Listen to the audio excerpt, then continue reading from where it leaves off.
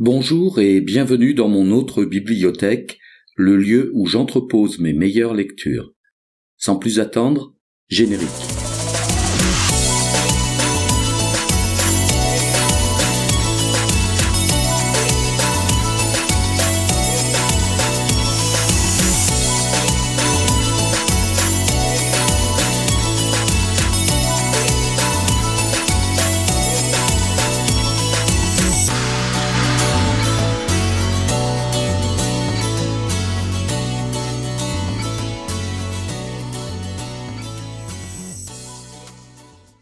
Aujourd'hui, j'ai extrait de mon autre bibliothèque un livre de Edward Bernays, Propaganda, paru en grand format aux éditions de la Découverte.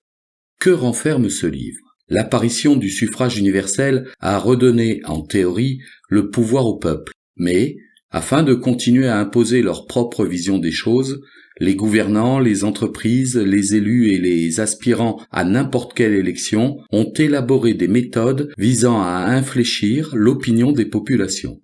Ce livre est considéré comme l'œuvre fondatrice expliquant les différentes manières d'influencer le public.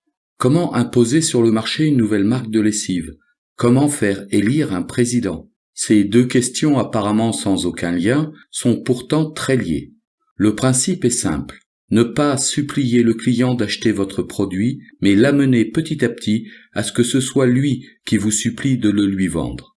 Aujourd'hui, l'art de propager les idées s'est spécialisé, elle s'est même professionnalisée, et tous les jours, nous en subissons les conséquences. On ne regarde plus qui paie l'encre de tel ou tel journal, on ne se renseigne plus sur qui nourrit tel ou tel animateur télé, et le véritable pouvoir appartient aux personnes capables de façonner les pensées.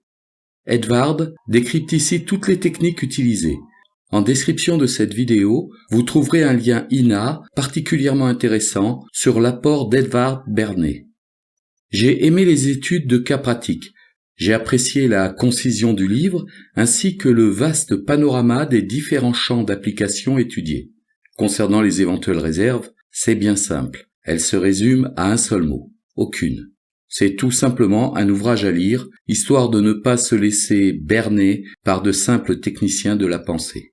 Voilà, vous avez une idée générale sur ce livre que je considère comme une petite pépite de lecture. Il ne me reste plus qu'à replacer l'ouvrage sur son étagère, dans mon autre bibliothèque, et à vous souhaiter un agréable moment aux côtés de Edward Bernays.